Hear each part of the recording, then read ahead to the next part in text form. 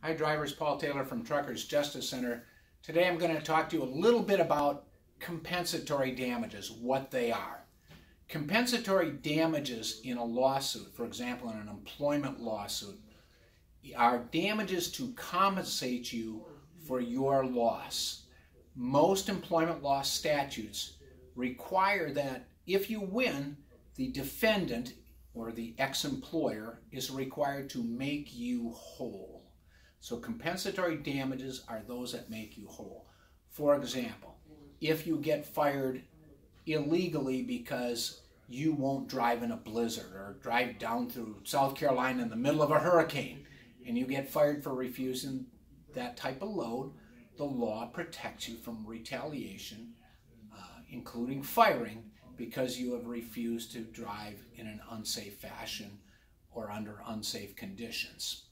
So if you get fired illegally, then the law requires the employer or former employer to make you whole. So compensatory damages, of course, are back pay with interest.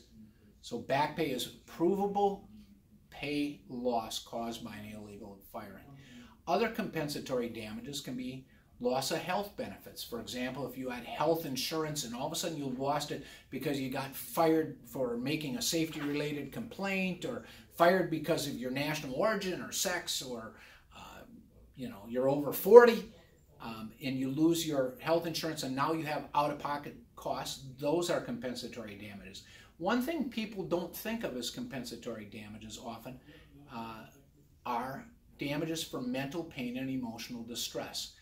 When you get fired from a job you love or even a job you hate and you have financial problems, you are entitled normally to recover compensatory damages for provable mental pain and suffering.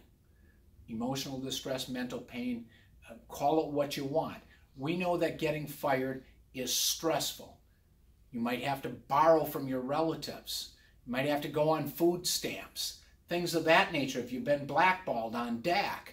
So compensatory damages include those things that are stressing you out, and the Department of Labor, which handles these trucking wrongful termination cases that we handle, where you get fired because you won't break a DOT safety regulation or because you make a safety-related complaint, they don't require proof of anything such as a psychiatrist or that you went in therapy because of your mental pain caused by a firing. But we know that mental pain happens, and it is something to which you are entitled and to be made whole. The amount depends, of course, on what a judge has to say, but typically what a judge uses in one of these labor cases that we do where a driver's been fired illegally is he looks to comparable awards.